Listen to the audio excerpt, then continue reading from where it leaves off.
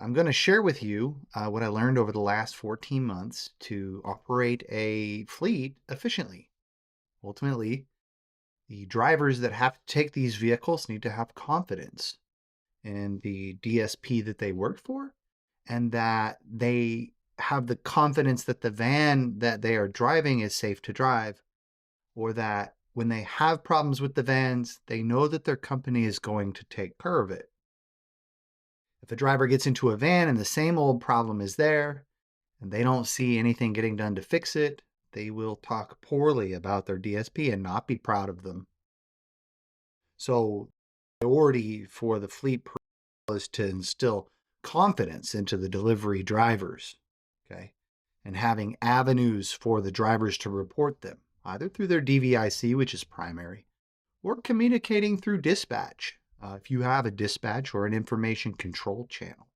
We happen to use Discord, and our drivers report freely whenever there's problems with the vans, and we rapidly create new tasks for those vans to track them.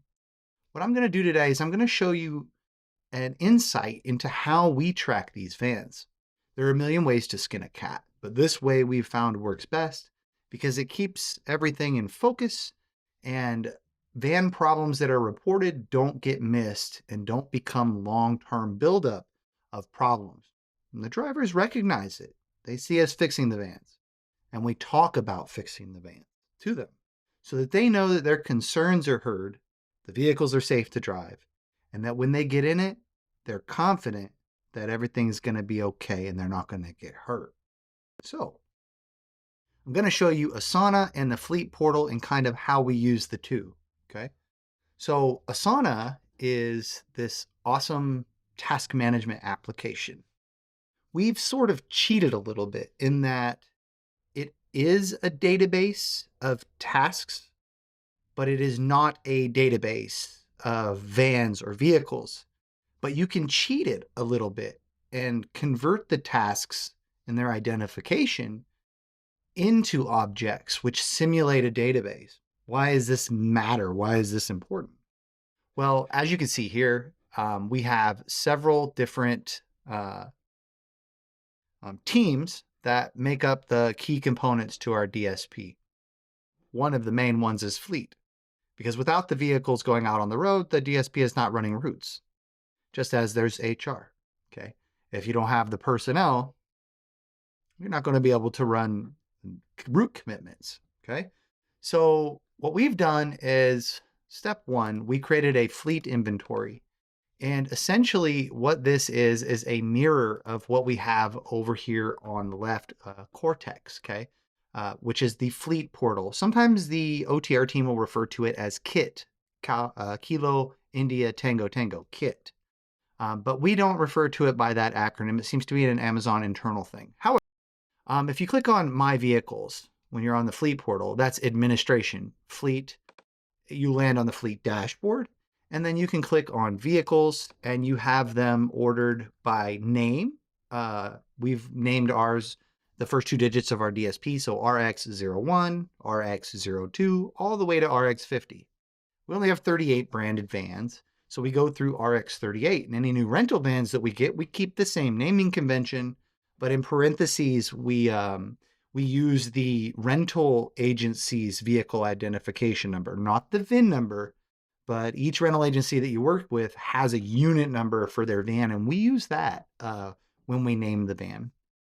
So if you sort by the end, you can see we have RX50, which is our step van, and then you have RX49 with a weird number, and that is the rental agency's identification number for the vehicle, their unit ID. And it makes it really easy to name the vehicles. So when you get past your branded and you have to start getting rental vans, or you have a lot of vans that go down, you're going to be increasing the number of vans in your inventory, but you don't want to lose the core, which is your branded number 1 through, however many you have. In our case, it's 38 plus one step van is 39. Okay. So that is our naming convention. We do not mirror that in the fleet inventory in Asana. In the fleet inventory in Asana, we have the van name, RX01, and we only do branded vans in here. Okay, so we go to 38, and then RX 50 is our step van. It has a special parking spot, so it's got a different number. The rental vans will go in between 38 and 50. So 39 through 49 will all be rental vans that expand and contract depending on station needs and route commitments and Okami. Also, we put all of the vehicle information in here. So you've got the VIN number. I went through Accelerate and ePlan from Lease Plan and added the Geotab ID. It makes it really useful for finding the van. I also have another video on this if you want to learn how to find your vans out on a map where they are live, whether you have a Lease Plan vehicle or whether you have an Element vehicle. Both of them connect to Geotab, but just in slightly different ways. And as long as you have a list of, which fleet management company it is for that van, like over here in my fleet inventory, any of my dispatchers, myself, or the owner of the company and operations manager can go, oh, van 22, RX 22 is lost. We can't see him on execution. So we don't know where that driver is. So let me pull that up for you. Sometimes drivers will turn off their data because, well, they can't, function out there. So we have a driver who's turned off his data right here, Christian Gregory. Okay, and if we look in legacy version 1 of Cortex or execution, we click on Christian Gregory, or Jordan Payton's probably a better one. So let's click on Jordan. And you can see Jordan turned off his data well before he got in between the two airports here, where it's like a twilight zone and the data doesn't work very well. So this driver is expert pro out there. He knows to turn off his data and go back to current stop, and then he can operate that app with offline maps for the rest of the day. And he does not have to turn it back on. When he turns it back on, he starts having problems. Stations constantly hassle him about that. So we need to know his status. And there's no cell phone communication where he's at. He's literally on his own. Like when the astronauts went around the moon and they disconnected from NASA for about 2 minutes. Our driver's out there all day and we need to check up on him. So we access Geotab. So we know that Jordan, from our daily planner, is in van, let's go to today, which is Friday. And Jordan P is in van 21. So in our sheet, we keep Element as the fleet management company right over here on the left. On that screen, I put them there for just our scratch sheet for the daily rostering. And then in the vehicle inventory in Asana, we also have that avenue there. I mean, you could just search at the top for RX, 21 he's in? Yeah, RX 21. And then you can see that everything about RX 21 pops up. It's right there in the fleet inventory. So let's click on it. And now we can see all of the data that we have about that van, including a QR code. And you can see that this vehicle has a Geotab ID of 21007162. So I'll just copy that real quick, right? And if I want to go to the fleet management company, which we know is Element, we can just log right into Element's website. So let's go ahead and do that. So let's go to Accelerate, which is Element's access to Geotab. And then just go to Vehicles, Telematics, Geotab. Now remember, we copied that number over here in Asana.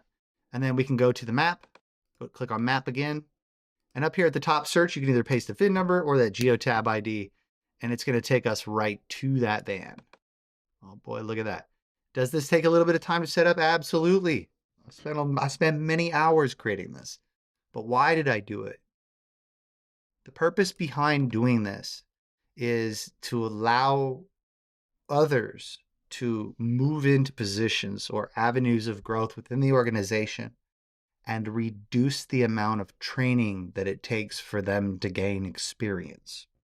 Many people take all-star drivers who really have their wits about them and they're really efficient, hardworking individuals, and they bring them into the DSP operations team. And sometimes they struggle, sometimes they just take right off. but each individual has their own experience level as an Amazon delivery associate. So their knowledge is limited. By creating a system that limits the amount of information that they have to physically experience to learn, well, you can exponentially increase your productivity out of those people and spend less time training them, thereby saving a lot of money. Not everyone wants to work 18 hours a day. There's a few of us that are insane, but the average person doesn't want to work 18 hours a day. I know I don't want to work 18 hours a day. I'm just compelled to do so. I don't know why I was born like this, okay? But there's not that many people do that, okay? It's a small fraction of the population, the upper echelon, that work those insane hours, okay? So if you've got a dispatcher, could be a driver. Often Amazon recommends in the DSP operations manual you take a good driver who can answer questions that other drivers might have when they struggle out there in the field making deliveries, and they can call dispatch, and that driver, based on their experience, will be able to answer those questions. Well, what if you used Asana to create solutions for all of their problems that are searchable, right? Well, if you're doing that, then when the driver calls in, the dispatcher, who may not have that much experience in the area where the other driver's delivering, and they could just search for the problem in Asana, and you have a list of problems and solutions. Maybe it's a common problem stop, like a hub locker. Who knows? But if you create a platform similar to Asana, a task manager, that is searchable and compatible with the data types, the vans, people, etc. You can incorporate training video links. You can embed tasks with the training for how to accomplish that task. And then you can build task templates. And it's really cool. So let's look up this van real quick. Let's just double click on it, and boom, there he is. You can see he's at 18,327. So if we go over to execution and we look at 18,327, I believe that's right down here. So he's on 18,327 on the right side of the lake, right near the elbow. See that? He's on Blue Hills Drive Southeast. Let's go back here and we can see Blue Hills Drive Southeast. He is right there. So he's on stop number 87, I think.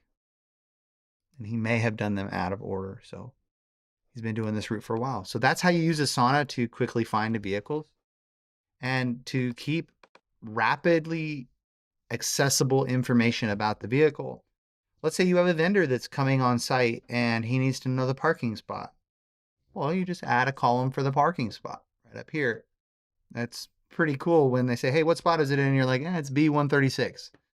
License plate information, all of the stuff that is in Fleet portal. You also have it in Asana because you base most of what you do out of this task manager. It guides your job, guides the task, and helps us not forget things. Okay. So we have pretty much everything about this vehicle. We have it tagged. Tags are really nice. And you can see we have a column here called estimated damage, and it subtotals at the bottom at 65,000. It's a little more than that. Drivers are pretty brutal on the vans, especially when they're in rural environments. The driveways are narrow and it's challenging for them to get the van in and out with their experience level driving.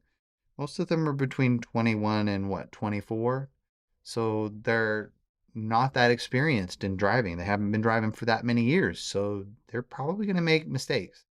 And with the burnout rate of drivers, you're going to have a whole lot of new people always who are always learning. So about half of your workforce is always learning and new. And they're just trying to get by and get those packages delivered, get the routes done, and do a good job. Most people come into this wanting to do a good job. Some of them want to complain. It doesn't matter. They want to do a good job, and they want to go home, and they want to be proud of what they do. It's a grueling job, and they're often not thanked enough for what kind of stresses is put on them. But that aside, they're still going to damage vehicles, okay? So it's a realistic idea to keep track of these vehicle damages. Now, Amazon's going to inspect your van during loadout, and they're going to see dents. They're going to see scratches, and they're going to mark them, and you have 2 weeks to fix them, Is that physically possible with the number of vendors in the area? Probably not. But every once in a while, you want to audit your vehicles, walk around each one, and document the damage. Usually during the initial, I take pictures of all four sides, and I do that for each vehicle. So all four corners, um, plus the front and plus the rear of the vehicle, and then close-up images of any damage. And we do that right on the vehicle. So there's different ways to view this. I have it currently as a list. That's how I primarily view the fleet inventory, because it kind of makes it easier to find things in columns and rows and to transfer information in and out. But you can also view this as a board, especially for an inventory, right? So we have these. Just think of them as like objects in a database, right? The object is RX01, right? And it has attributes.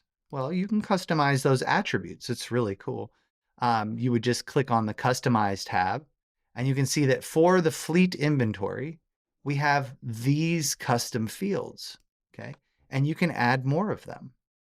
Whatever you need to rapidly get information for. For example, if they're constantly asking for the fleet management company and you don't have it in there, well, add it in there so that it makes it easier for you to find. You should be able to type in RX21 and go, what is the fleet management company? Is it Element or is it Lease Plan? Well, we don't have that here, so let's add it real quick. Okay.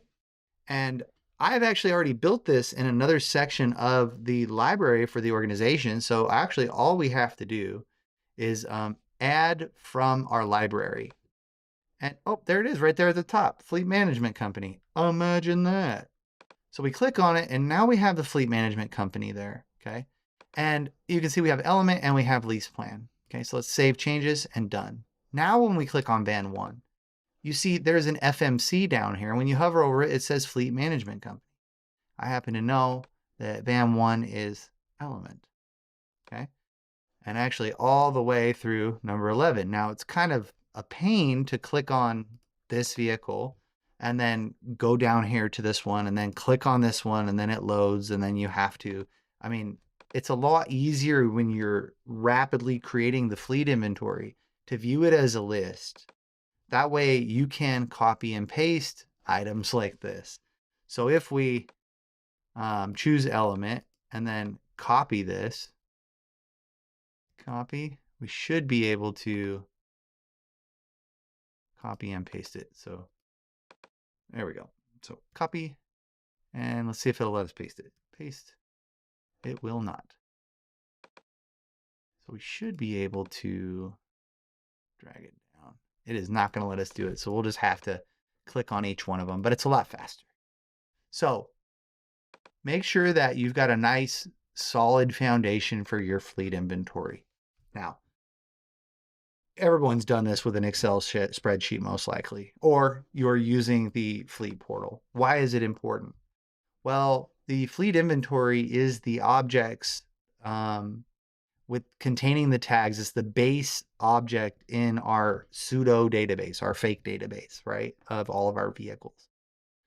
So when you click on one of these, like let's say Van 4, or actually let's use a Van 6, for example. So let's scroll down to Van 6 and you can see there's a lot of old invoices from preventative maintenance, but there's also images, okay? So these images are images that were taken, at a regular interval, and there's little comments that have been highlighted on here. Oh, the step was damaged, right? And when you upload the images and then you click on them and you want to add feedback, you can just click add feedback and you can select somewhere on the screen and it allows you to make a new task based on where you clicked it. So you could identify where the damage is. And when you do that, you can see this one here. That was the first one. The side step was bent. Now, drivers don't need a bent side step. They need it to be stable and safe to operate, right? So that had to get done. That was discovered during the inspection when this took place. And then you go to another picture throughout the van after you've done your initial pictures and you can identify these problems. So it's got right rear quarter panel scratches. You can see them up and down, right? And then Each one of those, whenever you add the feedback comment, like up here, you can see at number 3, there's a right rear door upper dent. So there's a tiny dent up there in the top. What it does is it creates a subtask for that problem, and it's right there on the image so that you can see it. What a great way to identify and to create tasks. And then you can say, when you schedule an appointment with your collision repair specialist, you can actually put a date on that task, and then you can assign it to someone, right? And say, hey, John James, you need to get that van fixed on the 18th of May, right? And it will show up in my individual tasks and not just be hidden away in this fleet inventory in some obscure corner of Asana, right? So create the foundation of the fleet inventory, add all of your attributes, VIN number, license plate, make, model, fleet management company, add images, add a QR code, add any special notes about the vehicle, if it operates poorly or has had a rough history or was a repurposed van. And then you upload any documents about it, like the invoices for the oil changes and preventative maintenance. You don't have to do this. It's kind of an added step that I like to do because I like to track things down the road, like, well, how often am I having to do oil changes or tire rotations on this? Or how often am I having to replace the tires on this van? What kind of tires were they, right? I can go right to the last time the tire replacement was done, and I can see, you know, what kind of tire they use. So is it, and then go to the previous one before that and go, wow, those tires only got 10,000 miles or 8,000 miles, and I want to increase that efficiency. Well, now you have data to back that up. You could even add a column to your fleet inventory, which I'm considering, where you add a new column and it's going to be tire type and mileage. And you can, tire type, front half 2023. After the tire replacement, make a second column. So when you replaced those tires, you have mileage on those tires and you know how much mileage you got out of them. It can help you make better purchase decisions on tires, right? So keeping track of these details about the vehicle decrease your cost of the vehicle by giving you data on how much things cost or how much you should estimate in your DSP budget. Okay. So that is the fleet inventory in a nutshell. You can make it as complex or as simple as you want, but generally as a rule of thumb, whenever someone asks you information about a van, that's pretty standard, and you go to Asana to your fleet inventory and you notice that it's not there. It's not in any of these columns, right? Like earlier, you saw there was a fleet management company, right? You just add it. Add it to your personal task and say, I need to add this to the fleet inventory. Because you want to be able to rapidly access information. Say you're at the service center and they have a question about, what year is it? Or, what is the VIN number for the van? Well, you should have that right up and ready to go. And when you do other tasks like repairs for this van, driver says a side mirror is bad, right? You tag the van, okay? And when you do that, it all becomes interconnected so that when you search up here at the top for RX06, everything about RX06 is in all results. This level of tracking is unprecedented. I can see everything that we have done for this van going back to January when we fully launched Asana. That is almost 6 months now. And I can see the side step's been busted. It was part of an AFS adjustment because it looks like the vehicle was grounded. I could click on that and go, oh, what was it grounded for? It looks like the vehicle stopped shifting gears above third. The engine appeared to be smoking, observed fluid leaking out of the van. Check engine light was on for the transmission. And we've got the updates of that entire process here for when that vehicle was grounded at the service center and repaired. And then we also have the completed service center invoice in case someone ever asks for it in the future because they might need it. Hey, what happened to this van last time? Is there anything special I should know about it? Well, yeah, we have a detailed history. And not just service center or official repairs, but our own personal stuff. Like when did we change wiper blades? Oh, okay, here's our X06 wiper blade. Talk about those capital letters there, okay? And this is important stuff because it gives you a bigger picture view of the scope of fleet, how much manpower you're going to need to operate it. It's often grossly underestimated because a lot of things that a lot of DSPs don't get fixed. And it's not right, but novice in fleet management to a significant degree can lead to degradation of the equipment and cause more cost down the road, whereby avidly paying attention to the problems with the van and getting a pattern of common things that break or issues with a specific van can allow you to plan. So, what if this vehicle's check engine light comes on again? It's probably going to have something to do with that previous issue. So you know whether or not you need to ground it, stop the driver from driving it immediately, or whatever precautions you need to take, but you're more well informed. Okay. And so that's why it's important to title or tag all of your tasks that have to do with the van. What we happen to do is we happen to title all of our tasks as the van name. So RX06. If the owner of the company or one of the operations managers needs to know about RX06, all they have to do is type in RX06 in the search bar, hit show more, and go to view all results. You view all results, you see everything about that van in any of these teams. Like you can see right here, there's a van wash tracker for it, right? So let's click on that. Let's go into that task and see what that's about. And here you can see that it has a task scheduled to have the van washed. Looks like it hasn't been washed yet because it was at the service center for a long time. But as soon as it is washed, um, you you will see that in the van wash tracker, see these green check marks here? What the what the team has done is when they washed the van, well, they took pictures of it and showed that we washed it. And now we have a date of the last time the van was washed.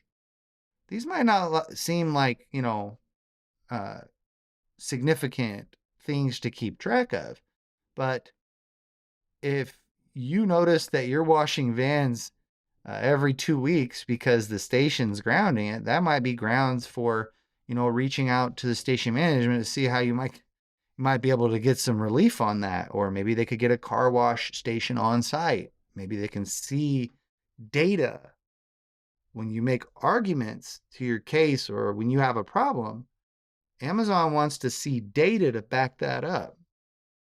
How cool is it to just pull this stuff up and say, yeah, looks like I'm washing my vans every 17 days because the station keeps grounding them for being dirty. But I deliver in a rural area in the mud. And so all 40 of my vans, as soon as I wash them, are dirty again. It takes us an hour to drive it to a car wash it, and bring it back and then detail it, another 30 minutes. So an hour and a half of labor. If I employ somebody, 5 days a week to wash my vans for 8 hours a day, they might get 6 vans done. So 6 vans a day times 5 days a week, that's 30 vans in a week. But realistically, it's going to be more like 4 or 5 a day. And they're just going to get dirty again. So all of that labor and manpower and the number of times that you've washed it with the evidence can be used to show the frequency, give that to the station for an argument of some relief. Or how can we address this together with the station?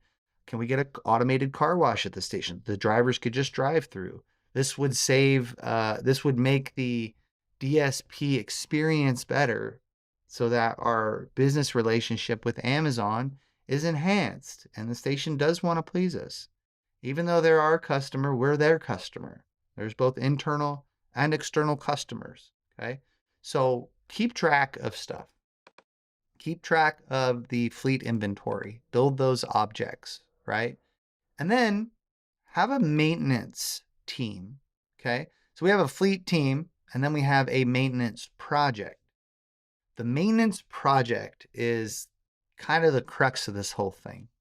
This is the magic that keeps your fleet on the road. Be realistic. Your vans are going to get grounded.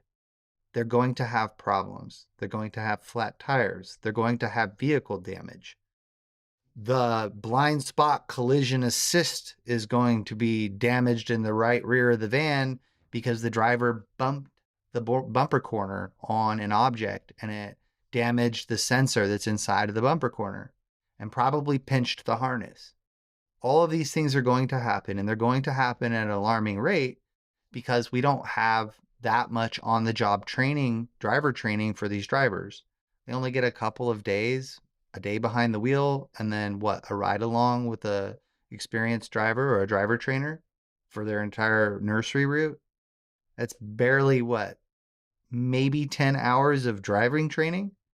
What do you think's going to happen to the vans with that kind of shabby training? It's probably not going to be pretty, but you could weigh the amount of cost of the van's damage in the first year and see if you need to add more on-the-job driver training to your regimen of the new driver process, where maybe on the first day they get the ride along, their first route, and then maybe you pay out of pocket for another ride along, maybe on their third day. And that ride along only focuses on safe driving maneuvers. And when they're done with that route, they take the driver out and show them techniques, take them to difficult areas, and let them learn how to get out and look, how to maneuver the van, techniques for a 3-point turn, how to make judgment decisions on whether or not I should bring the van down there because maybe it's too tight and the overhanging branches are sharp. So that kind of decision making is, they have to see it. You have to give them instruction on what the right thing to do is, or ask them, how would you do this? And that kind of training is virtually non-existent at Amazon. It's not built into the model, and it's not taken into consideration how serious that kind of training is. It is unfortunate, but it's the reality of the situation. If I had it my way, they would have 4 nursery levels. So one week of, so four driving days of nursery 1, then 4 driving days of nursery 2, then 4 days of nursery 3, and then 4 days of nursery 4. But each one of those weeks, they would have an on-the-job training ride along. Now imagine imagine how little vehicle damages would be on the vehicles if they received that much training. To contrast this with the Air Force in the Flying Loadmaster Enlisted program, the Loadmaster goes through 6 months of technical school and then has 2 months of flying where they go on mock missions and they fly with a training Loadmaster. And they teach them how to operate that airplane and how to maneuver vehicles inside of it when they're loading it. And from place to place to place for weeks. And then they go on a mission, actually, with fully qualified loadmasters, a mission loadmaster, and then also a training loadmaster, an instructor loadmaster. Okay. And this goes on for 3 weeks. And they may get another one if the instructor loadmaster wasn't confident in them. Imagine if we did the same thing for our drivers. They deserve that. They're people and they're trying to do good, but many of them are just novice. They don't have the experience. So you're going to have a lot of vehicle damage. You're going to have a lot of problems with the vans. Flat tires are almost a daily occurrence, right? The vehicle is going to have check engine lights that come on. You have to be able to identify those codes with an OBD reader and give that information to the service center so that they can make a plan when you get it in to keep it in the service center for as little time as possible. Okay? And when you get that check engine light, don't delay. Call a service center that day and schedule that appointment because they're usually 2 to 3 weeks out in some areas. Okay? Your windshields are going to get cracked. So you have to have a process for how you're going to repair the windshields, right? So there's all of these things that a brand new DSP or brand new people to a DSP don't know how to solve, but people at the organization have already solved that problem, or developed a mechanism or approached a vendor on how to solve each type of problem that they come across. The problem is that there's hundreds of problems, okay? And so let's say one of your fleet personnel decides they'd like to move on to a different career. Well, there goes all that job knowledge.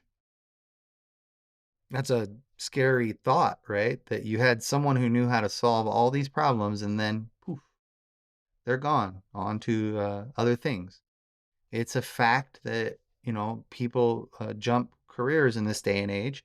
And it's also a fact that people have, personal issues that may prevent them from continuing employment with your DSP. So how do you retain that experience, that job knowledge? How do you keep it within the organization so that there is continuity on problem solving and how to resolve these issues? And I can tell you right now, the answer is an application like Asana, a task management software that's customizable. Let me illustrate what I'm talking about, okay? So driver calls in and says, I have a flat tire, okay? A flat tire is a multi-day process usually. So what you can do is you can build a task template. Click the plus icon right up here at the top, and you can see right up at the top, we have a flat tire checklist. It just happens to be up at the top, but you can reorder these however you want in the task templates section. But let's just take a look at the one that I've created. So I just added a flat tire checklist. And notice how it starts building it. You can see down here at the bottom left that the flat tire checklist was created. So the first thing you do is you rename it to the van, right? So we are going to rename this RX99 because we don't want one of my fleet personnel to go change the tire on one of our vans. And it might confuse them if I happen to forget to delete this after this video exercise is over. You can assign it to one of your people, okay? And you can assign what tire it is. So typically what we do is we say RX 99 flat tire checklist, and then you just add a little dash and you can say right rear or left front, or let's just say right front tire. Yeah, that's the best one. Right front tire. That tire wears out the most because the vans are always turning right, and it's on Ford Transits, the front right tire just gets pushed and grinded as it's turning. So that front right tire goes out and has uneven tread wear more than any of them. Well, let's just say it got a nail in the tire, right? So we have a flat tire checklist. Well, when I created this task template, it automatically filled all this stuff in so that the things relevant to a tire change are there. And then it has the explanation of what our process is to change that tire. In this case, to repair a flat tire properly, it's a multi-day process. It can or can't be, depending on when it's discovered. If it's discovered at night, it has to happen the next day. So it's a multi-day process. There may not be enough time tomorrow. So the tire must be swapped with the spare tire or a tire from your inventory. So we have tires in our shed. If necessary, the TPMS sensor must be programmed using the scan tool to extinguish the tire pressure light on the dashboard. The flat tire is repaired by Rainier Express Fleet after loadout or next day using the tire repair kit. The tire must be put back, the repaired tire must be put back on the vehicle. So you take one of your spare tires, put it on the vehicle so the vehicle can go out for the day. When we have time after the vehicle is returned or the following morning, we can then put the tire that was flat after we repaired it back on the vehicle and take the spare tire and put it back in the shed for future use. It's good to have about 2 tires on site. I can tell you that much right now, sometimes 3. If you really get going and there's lots of construction going on in the area that you're at, you're going to end up with a lot of nails in the tires, let me tell you. Okay. The flat tire is repaired after loadout or the next day using the tire repair kit. The repaired tire must be put back on the vehicle. This process can take 1 to 2 days, and the task cannot be closed until all checklist items are checked. Okay. If a checklist item is not required, check it off and put notes in the comments. you can see automatically these subtasks start populating. Replace the tire with the spare tire. So as the individual is doing this, they're checking it off each step until they get through the checklist and they're finished. So you can see it's a multi-step process that can take multiple days, multiple shifts, and multiple people may participate in this. So you use these task templates and you use this system to be able to track progress of maintenance, okay? And it's hyper efficient. I don't have to tell anyone what I've done to the tire on RX-99 because they can open it right up when they get on shift and they see the task is still open. Well, they can go right to it and finish up where we left off. And this continuity is our process on how we do tires. Now imagine you apply this to every section of your fleet with every problem that you experience. So as soon as you experience a problem, you add it to your task templates. So let's do that. I'm going to delete this task, okay? And I'm going to show you how to create a task template, right? So on the upper right-hand side, when you have an admin account or a fully paid version of Amazon, you can customize your projects and customize your templates. So just like we added fields, down at the bottom, you can see there's task templates here, right? So we have the flat tire checklist. We have a 5,000 mile oil change tire rotation. And we have, several different problems that we have, like a vehicle grounded checklist. This happens all the time. So I usually put it right up here at the top. Okay. And we also have, upfitter warranty repair checklist, vehicle damage collision checklist, right? When it has damage, such a common thing, it should be up at the top. How about windshield replacement? Happens so often, it's ridiculous. How about the geotab device stops reporting, right? So what you do from this section is, let me move that up, get up there. There we go. One more. We don't really use this one too much anymore because we have it done at night. Okay. So we have all of these unique items that are relevant to our organization, and we have specific ways that we'd like them done. So while you could show them how to do it once, oftentimes people need to be shown how to do things several times. But to save labor, you can have one person do it and create task templates and checklists for them to follow so that they never forget a step. They can look up how to do it, or the best way to keep track of it. And then their confidence goes up because they know that if they forget how to do something and it's already after hours and their manager is gone for the day and they don't want to bother them, well, there's a task template for how to do it so they can just look it right up.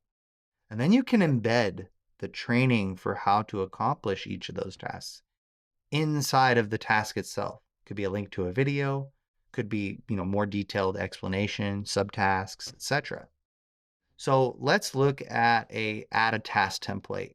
So what's a common problem that DSPs face? So we got a RX pound. Your naming convention may be different. We're going to call this tail light replacement checklist. I like to put the little check symbol in there. There we go. All right. I like to put the check symbol in there because it sticks out as a checklist. I know there's multiple items, right? So in this, we can add subtasks. So I like to add the subtask first. What are the checklist items, right? Park vehicle near the maintenance shed and put on e-brake. All right, next one. Okay. Remove the panel on the inside of the cargo compartment by removing the seven screws. Actually, I happen to know those are T25s. The seven T25 screws. Okay. And then you can add the next one. I'm kind of a stickler for grammar. I'm always correcting myself. You can add the next step, which is remove the two hand screws, hand tightened screws that fasten the tail light to the rear corner of the vehicle. Okay, next one, disconnect all light bulbs.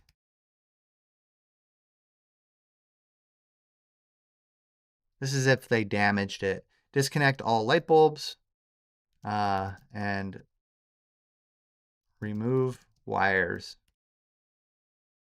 Light bulbs from their individual sockets and remove the wires. Okay. Pop the tail light out of the two pop in tabs that connect the tail light fixture to the vehicle. Okay. Then you can replace with the new tail light fixture. Put light bulbs back into position. Okay. And let's add another subtask. Replace two hand tightened screws.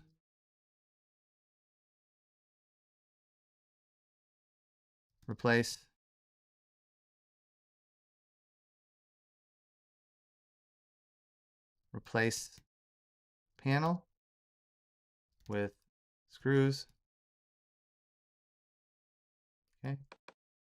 Test brake lights by turning on vehicle and having another person verify the tail lights and running lights are fully operational. So this is just an example task template that I'm creating right here on the fly because we experienced a tail light problem. It's not that my guys don't know how to fix a tail light. You know, they've done it probably 50 times. But what if I have a new person and on their training day, which is jam-packed, they didn't get shown how to do that? Well, they have to go out there and fiddle around and there's all this discovery and they may not know how to do it or be unfamiliar with it. And it's not their fault. They're just unfamiliar with it. But if they know that they can go right to, okay, their Asana dashboard and to-do and hit the plus icon and click on a tail light replacement, and it creates that task checklist for them, and then they can simply just change it to RX99 tail light replacement checklist, and they can click on each one of those as they do them, and they can stay on task. They can even say, hey, you know, the vehicle's going to be out off the road for the day, or the vehicle is off the road, or, you know, they could say the repair type is a tail light. So let's see if I've got one of those there. Tail. Oh, we don't have it. So we can actually edit those options. We're going to add tail light fixture replacement. There you go. Let's save that. And then now we can add the repair type as the tail if you save it twice, it actually catches the second time. Repair type tail.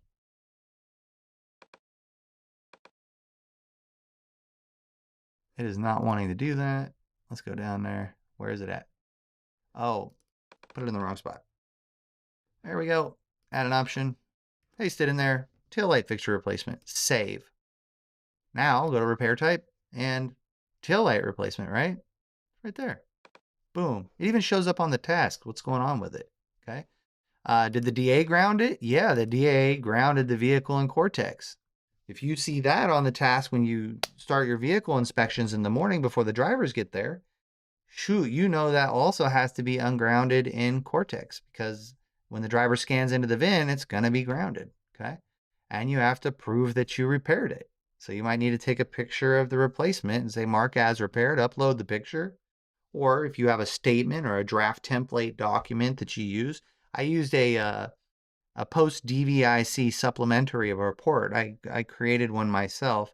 If we go to my finder here and we go to DVIC, you can see that over here, I've got DVICs, right, that we've had in the past. Like this is a starter replacement for RX21, right? And if I open that up, I made this DVIC form fillable. So, and this is even in Asana for my fleet personnel to use if they need to ground a van.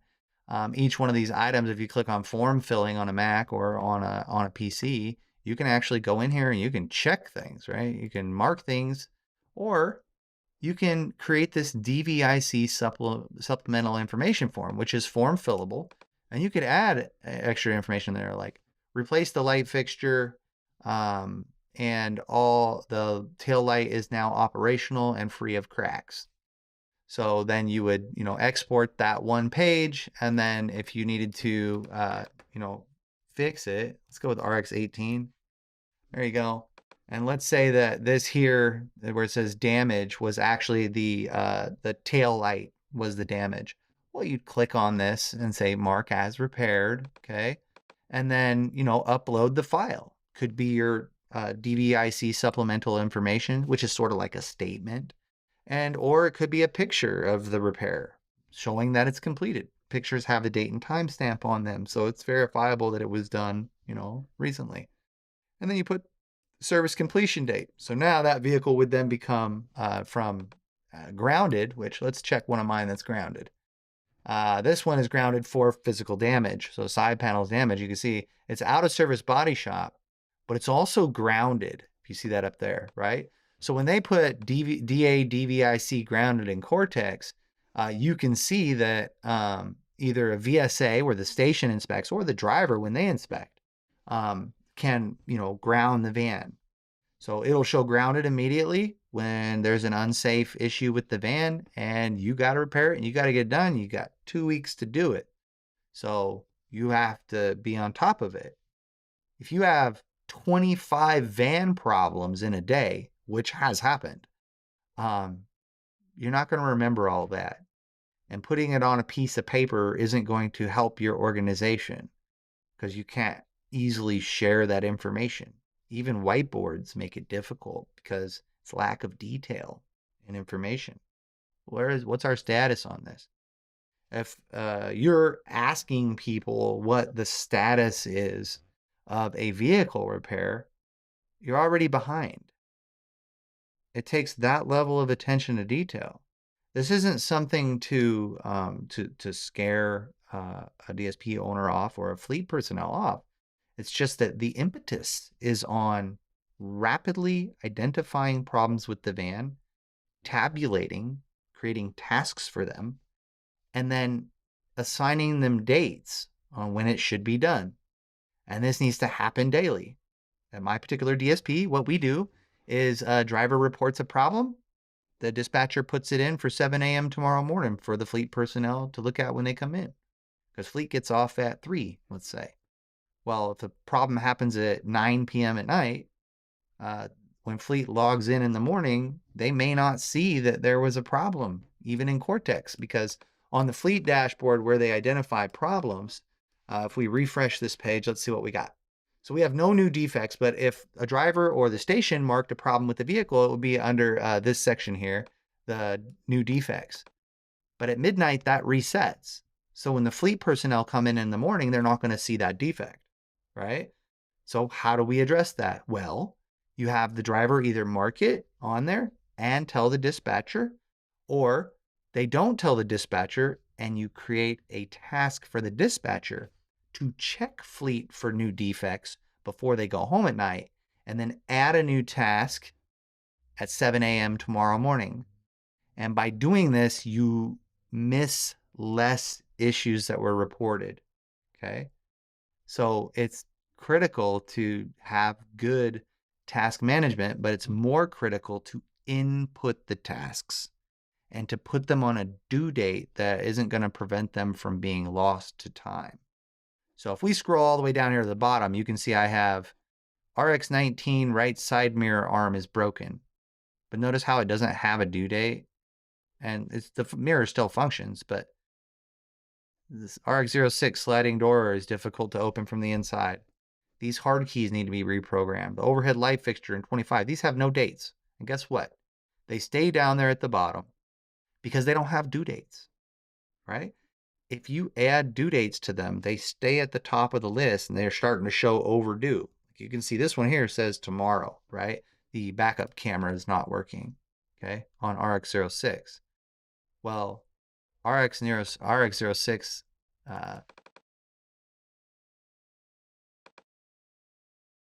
backup camera not working. All right, there we go. So it's been put for tomorrow, but why didn't they put 7 a.m.? There it is. So you can see that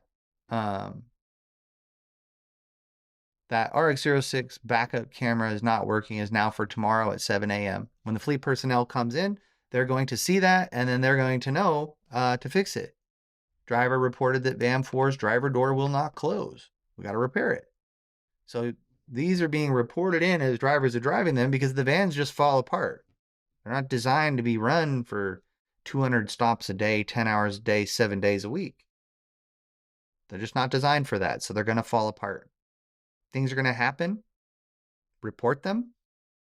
Encourage your drivers to report them or mark them on the DVIC. Encourage your dispatcher to monitor it before they go home and add new tasks for in the morning. And then double check that the defects that you can do listed for each van are able for you to be able to fix, and that they match what you have in the task manager. Okay. And if you do this and keep the record of tasks and their, when they need to be done by, well, the day isn't usually that busy, or it's not so overwhelming, or you're not disorganized, and things don't fall through the cracks, and a driver doesn't get up at loadout with a cracked taillight and the station staff identifies it. Because if the driver marked no problems with the van for the VSA, for the DVIC, and then the station staff notices it during the vehicle inspection, you have a huge problem. Now that vehicle's grounded, but also your driver didn't do a proper vehicle inspection. So now you might have a breach of contract. Okay. So in my opinion, the drivers don't know enough about the vehicles mechanically to be able to identify some of the more difficult problems to spot. And that's where our vehicle inspection comes into play. Okay. So using Asana, you can, create checklists for your people to do every day. And you can create recurring tasks that they do every day. And then, they get into a habit or a flow of their technique on how they do it. Okay. At my DSP, my fleet personnel arrive at 5 a.m. and we load out at 10:10. We dispatch the vans. So that gives our fleet personnel approximately 5 hours to get all of the work done to ensure every single one of those vans launches. Okay. And so what we've done is, on a daily basis, we have the first steps in order. At 5 a.m., they come in, they call a security company. And you can see this task repeats itself, okay? Or set to repeat, right? Pretty cool. There's the phone number. Outstanding. When they check it off, it creates a new task for tomorrow at 5 a.m. It's 7 days a week, okay? We also have the fleet personnel check Cortex administration fleet. That's the fleet dashboard. That's this here. And they should be checking the vehicles with defects, okay? Odometer defects, any preventative maintenance to do, but mostly these defects. Because these are going to be the things that the driver's marked and the vans may be grounded for it. Or the station may have marked it and grounded it, okay? And then they check all the phones to make sure they're charging, just in case a phone was bumped by a janitor the night before, or some issue happened with the power and there's no power to the phones. Those phones have to get charged. The dispatcher does it the night before. They put all the phones on the charger, but if the fleet personnel comes in the morning and double checks the phones and looks at each one of them to make sure that they're charging, well, the driver won't open their envelope, pull out their phone and go, my phone isn't charged. Double check, quality control, okay? So then we check the vehicles and make sure that they were all filled up with gas. So we're going to do a vehicle inspection, okay? So that is the full vehicle inspection. At our DSP, our full vehicle inspection includes open and close all doors to ensure functioning properly. We have a couple more things that we do, but it's very important that all of the doors work, that all the lights are functional. And I have a great video on this walkthrough of what the fleet personnel should be looking for. They check the dashboard for any indicators, okay? They ensure there's no low tire pressure lights or TPMS sensor errors, okay? Service tire pressure system, okay? Simple stuff, right? Check the windshield, make sure it's not cracked. Inspect for visible damage. Well, one guy can do 50 vehicles in about an hour and a half. You turn on every single vehicle and let them run for a minute. Turn on the headlights, okay? Check the windshield wiper fluid, okay? And, make sure that everything is functioning like it's supposed to. Ensure the driver's seat foam isn't damaged. Just ensure that that vehicle is going to be safe for the driver to drive. And your goal is that when the drivers, all of them, come and get in their vans and they leave to go up to load out and they load out their van and depart for the day, that there isn't any problems for launch. Drivers should not be reporting any problems. If a driver reports a problem with the van, like my headlight is out, or my slider door won't close all the way, or it's hard to open, you have something that you have to fix, right?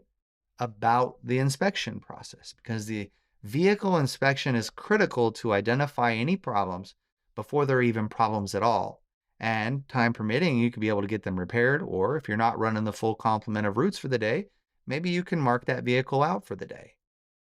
Either way, you knowing about the problem as a fleet personnel and having a system for catching it is critical to the successful launching of the vehicles and leads to a decrease in stress. The unknown of having a vehicle get grounded and appearing unprofessional, or not meeting your route commitment because maybe there's no vans available and you're on your max day for the week. And now that vehicle's grounded and you didn't catch it. And now you have to drop a route. That's brutal. We don't drop routes, right? So your fleet personnel have got to check everything, and you have to have a system in place that allows them to be able to monitor everything. This is sort of like a virtual workplace, and fleet personnel that use it really like it. Okay, so then any problems that were identified the night before are right there. So once you're done with the vehicle inspection, you start solving problems. During your vehicle inspection, the fleet personnel are going to identify more problems. And so they'll add them in here for 7 a.m. today. And so they may identify 5 or 6 issues. Every time you turn on those vans, a light goes out, or there's some issue, there's tire pressure, whatever it may be. Whatever it is, it got to get added there right away, and then it needs to be addressed. So this 2 tasks that the person thought they had for the day might turn into 9, right? There's enough time to fix all of it, okay? Then you check every side step, mirror, and tail light on every van. You must do this every day to catch which driver did the damage. To pay attention to detail during the inspection. So after you're done with the vehicle inspection, I separate it and do a walk around inspection of each vehicle, checking all the tail lights, all the side steps, actually kicking it and making sure that it's sturdy. And check all the tail lights, make sure all the lights are functioning properly. There's no cracks to the lenses or covers. And then you look at the body for damage. Is there scratches? A whole side panel. Are there dents in the roof? Are there dents in the rear door? Did the driver strike something on the front bumper? Those things need to be identified. And then if you're doing it every day, 7 days a week, the personnel that identifies it knows that it was the driver the previous day that did it. And if the driver didn't report it, based on what your policy is for integrity, that driver could, be in a little bit of heat, right? Hey, how come you didn't report this? Oh, well, I didn't know it was that bad. Regardless, if you're not catching them, not everyone's going to be honest. It's not that you're calling them dishonest, it's just holding people accountable for their actions when they decide to omit certain notifications to their owner, maybe out of fear of, getting fired or whatever their reasons may be. Sometimes they may just not even know that it's important for them to report it. But when you catch it and you hold them accountable, it's surprising to see how fast drivers start being honest, right? And admitting that they may have made a mistake. And we're usually pretty forgiving when they come to us and openly admit that they damaged a vehicle, okay? So you also want to have supplies on hand for your drivers, maybe a little bin with storage wipes, paper towels, Windex, garbage bags, things like that. You want to restock that daily so drivers know they can go over there, grab a microfiber towel and some Windex and wash their inside of their windows if they happen to be dirty, or wipe down their dashboard when they get back at night for the driver the next day. We know most drivers don't do that. They're done. They're tired after they've done their route and they just want to get in their car and go home, It's a long day, and I don't blame them. I'm a driver myself, and after a long day, I'm pretty cooked, especially if I had to go rescue or sweep, And you go up and you prepare the envelopes and get them ready and put them in the treasure chest to bring them down to your loadout. So you prepare all your envelopes, and this tells our fleet personnel to use the daily planner. Well, what is the daily planner? At our DSP, we have a simple 7-day for each week planner that shows which vans are available, which vans are not, and it's like a scratch pad for rostering. Until Amazon gets their rostering more customizable, the rostering is the schedule, the scheduling sheet. Until this becomes more customizable and there's better methods for tracking certain caveats for certain drivers, was it a no call, no show? Was somebody late to work? Until there's a method for identifying this stuff, you're still going to be stuck with spreadsheets. But for van assignment, it's very important that you have at least a rough scratch where you can have information readily available to the scheduler that's going to roster these drivers into these vans. And it has little bits of information that they need to make decisions. Like when they look at the driver route that the Cortex system assigned and they know it's out in Yelm and the route was assigned to a Ford Transit, maybe you want for that particular area to have a Ram ProMaster. So having these vehicles listed with their types, with their fleet management company, and little bits of information like, is the vehicle grounded? The very first thing that we do when a vehicle is like, when I need to tell the scheduler that I discovered something at 7 a.m. and we load out at 10, that they can't use that van, first thing we do is we go to the scratch sheet for the rostering to ensure the scheduler doesn't put a driver in that van. They usually do it about an hour prior to loadout, so they're usually doing it at 9 o'clock. So we try to get that thing updated by 8:30 so that when they start putting drivers' names in there, we don't miss one, okay? So you can see van 4 for tomorrow, we got the driver door repair. And van 6, what was that problem? The backup camera is not working. So I'm going to leave those 2 vans out for tomorrow. So backup camera not working. This right here, putting into this sheet the information about the van, just a little bit, and then marking it inactive maintenance right here, this box, it makes the column red. It's a little bit of conditional formatting. It's very simple, actually. And now the scheduler won't schedule that vehicle. But now when I have a van grounded, I want to, as a fleet person, I need to know, well, shoot, I just grounded 2 additional vans. What does that mean for uh, the number of vans that we need? How do we know that? You have to know, as the fleet person that's managing the vehicles, how many routes you're taking, how many you need active, and what type. And the way we do that is we've just grounded 2 vans and it's 8:30 in the morning, and I know that I have 43 active vans tomorrow. Down here at the bottom, it totals it. And I know that is 3 CDV 16 foots, 6 CDV 12 foots, 34 XL vans, no large, and no step van. So I don't know from this scratch roster that this is the number of vans that I need for the day.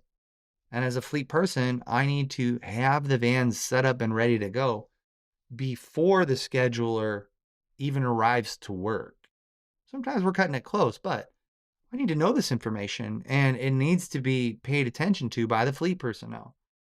It shouldn't be done by the scheduler. That's too much information to monitor, especially when you're having, 5 to 10 van problems a day, and each one is its own unique case, and there's a lot of decision making that goes into, well, is the vehicle grounded or is it not? Can I leave it out for the day, or do I need to make a rapid repair, right? So in this situation, we have 43 for tomorrow. We have 43 vans. Looks a little high. And that's because there is a web page on Cortex called the weekly schedule. Okay. I usually keep bookmarks of them. So I have that right here. Here's his weekly schedule. And you can see for tomorrow, Saturday, is 31. If I refresh that, you can see it now says 33. So it looks like it updated. Usually about 5 p.m. it updates the day before. And you'll have your really accurate number. It usually doesn't fluctuate by too much. But how do you tell Amazon how many routes you can run, right? And the way we do that is we do that in the DSP capacity information request. I also bookmark this because that is a mouthful, okay? But the way you get to it is if you click on the word scheduling here and you open up the monthly schedule, right over here on the right-hand side, you can see update DSP capacity. It doesn't matter which one of these you click, okay? And it opens up with the capacity information request, okay? The capacity information request shows you a lot of information, and it's all estimated, but it tries to be as accurate as possible. So you should put in the maximum number of routes that you can do, okay? You should always be people limited and not van limited, okay? So you should never be van limited. You rent a van, you get more vans, and you make sure that you have those vans there. That's something that you can just go out and get, okay? In prime week and peak season, it's more difficult, but you can get a rental van if your van gets grounded or you have too many down. Now you can get it quick, okay? You have your vendors set up and you're ready to get those vans from them, okay? In this scenario here, we know that we were asking, shoot, is 43 vans enough for tomorrow? Well, we looked at the scheduling and we could see, oh, there's only 33 routes tomorrow, so I got 10 extra vans. That seems like a lot, right? And then I go to the DSP capacity information request and I can see, okay, we said we could do 6 12-footers, 3 16-footers, and 24 extra large. Okay, so let's just make sure that matches. There you go. So we're running 3 16s, 6 12s, and we have 34 XLs, which is plenty. more than our DSP capacity information. Let me just pull that up over here so you can see them side by side. So you can see right here, we have 3 CDB16s, which is right here, over here. And then we have 6 CDB12s right here. And then we said we could do 24, but we actually have 34. So we got about 10 extra vans, okay? Which is a lot. We had a bunch of vans that were grounded come back a little bit earlier than anticipated, and our high for the week was 40. So we generally rent longer term for the maintenance problems that happen to the vans for warranty repairs, because they're typically out for 3 weeks, sometimes a month. Waiting on a service center appointment that might take just 2 days to fix the van, right? It's a little ridiculous, but there's a lot of saturation of the service centers in our region. So we just know we grounded those 2 vans, and we wanted to make sure that we have enough vans for the day and then we don't have to rent more vans. So when we grounded them on the daily planner, the scheduler is not going to assign drivers to those vans, okay? And that is how you go from this van has a problem that makes it unsafe to drive to not putting a driver into that van. However your DSP does that, that's how we do ours. And you use the DSP capacity information request to forecast, capability forecasting, right? You make sure that scheduler is putting in the maximum number of people that they have for each day. And you give yourself a little, they give themselves a little bit of buffer, right? So if they have, they're saying that they can do 42 routes, they actually have 10% more than that scheduled. So on 42 routes, 10% is 4.2 extra drivers. So they actually have 46 drivers scheduled for that day, but we're saying we could do 42 because subtract 10%, because people are going to call out. A lot of young people are unreliable, and they conveniently get sick. They may participate in after hours indulgements, and it sometimes bleeds into the next day, and oh, I'm vomiting. I'm very surprised about how much vomiting is going on these days. So the scheduler estimates how many that they can do. And as fleet personnel, we look at this capacity information request every single day because it changes every day. 2 weeks from now, what happens today is going to affect 2 weeks from now. So we look out a month on each one of these weeks and we go, okay, 42 for next week. And we got 39 for the high the next week after that, and then 39 the high again there, right? It's what we said we could do. Now, will we get those routes? Looks like they're giving us 39 there, and looks like they're only giving us 38 here, even though we said we could do 42. The number may change as they get closer and they fine tune how much volume the station's actually getting and how many routes that they can issue.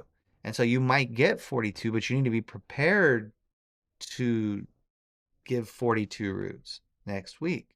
So I happen to look at that and I know that I'm probably going to have 10% of my vans out at any given time.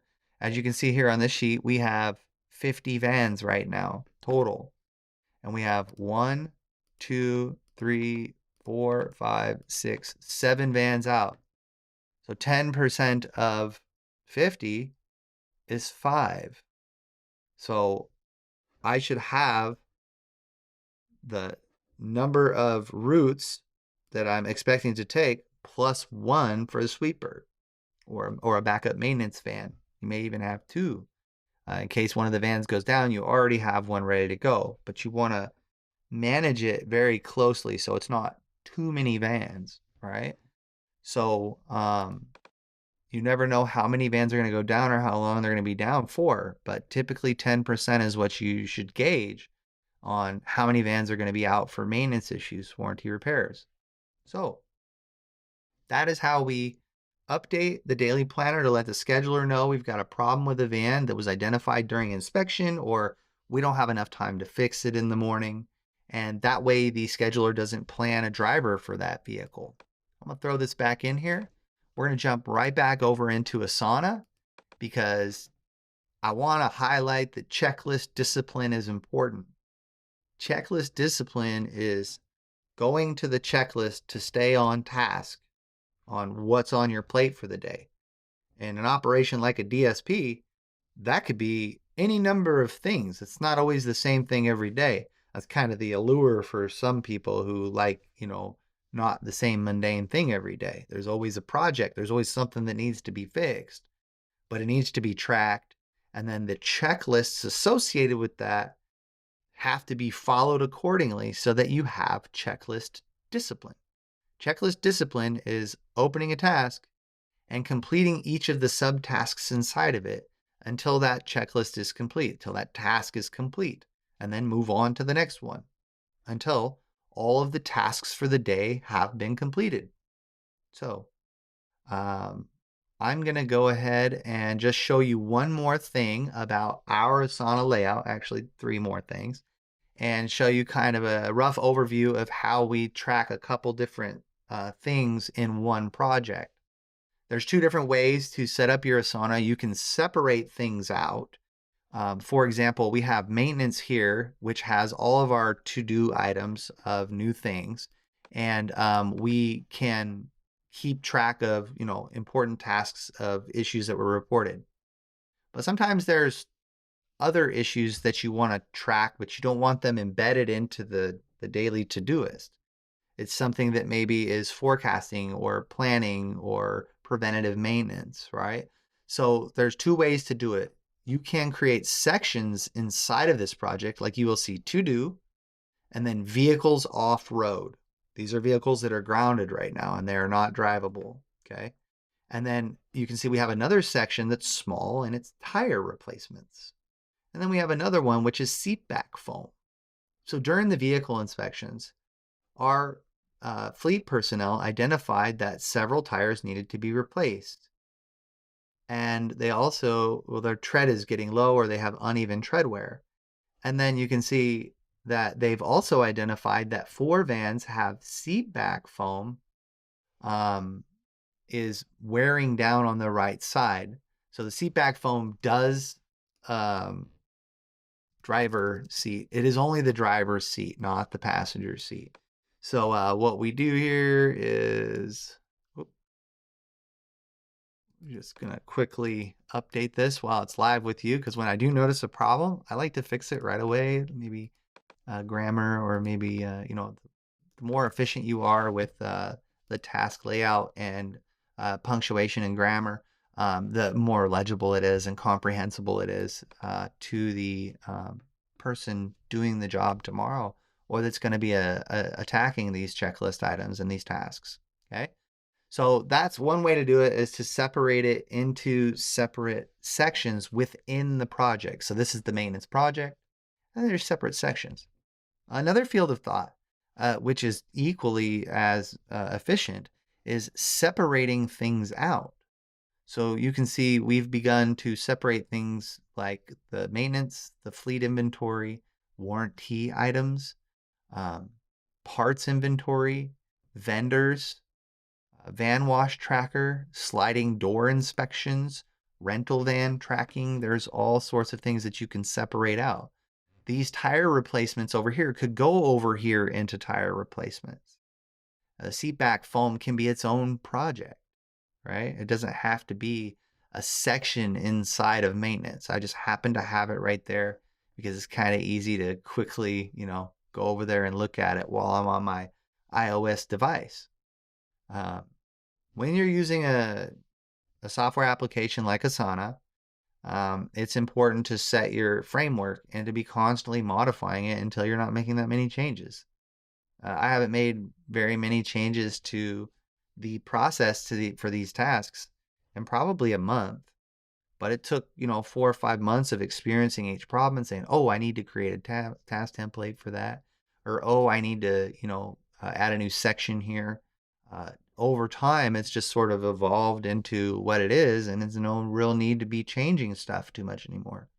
And then once you get the foundation for how your task management is going to be laid out for your fleet operations team, you're gonna have them familiar with what information they need and where they need to look. Because the more they use this, the more that you follow up with them and make sure, hey, are you following these tasks? What's going on with RX-30's right rear inner flat tire? And if your fleet personnel says, well, did you see the update comment in that task? And you'd say, no, I didn't. You open it up and you look, and it says, Asana will not load on the laptop. Looks like there was a problem getting the internet to work. And then you can see here is the bubble where the flat tire puncture was. Ooh, look at that. And then you can see that, this guy, John James, attached a video that you could watch about the flat tire. And then you can see Rixby Fleet 6 hours ago said flat tire is repaired. It just needs to be put back on the vehicle. So whichever fleet personnel opens this up tomorrow and they get done with all their morning tasks, their vehicle inspection, and they're looking through what things they need to repair of the 7 a.m. items from 7 a.m. to 10 is when they're repairing issues that were reported the night before or have been in progress for some time. They'll look and go, oh shoot, RX-30, what's going on with that? Oh, I just got to put the tire back on the vehicle. Well, if I know that's only going to take me 10 minutes, I might jump on that first, right? Instead of something that takes an hour and a half to fix. And I'm not sure how long it's going to take. So the prioritization of tasks can take place this way. But he's not going to be able to make that decision if the fleet personnel the day before didn't update the task process. So this constant input and updating and where are we at on the task is critical to ensuring rapid completion of tasks across multiple shifts, across multiple days, across multiple personnel. And it gives the management of the DSP or the fleet manager, if you have one, or the operations manager, the oversight of what's wrong with the vehicles and whether or not they need to assist.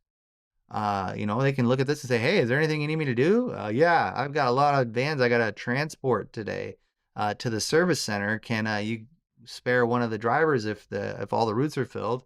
Can I get one of the standby drivers to help me go drop off these vans?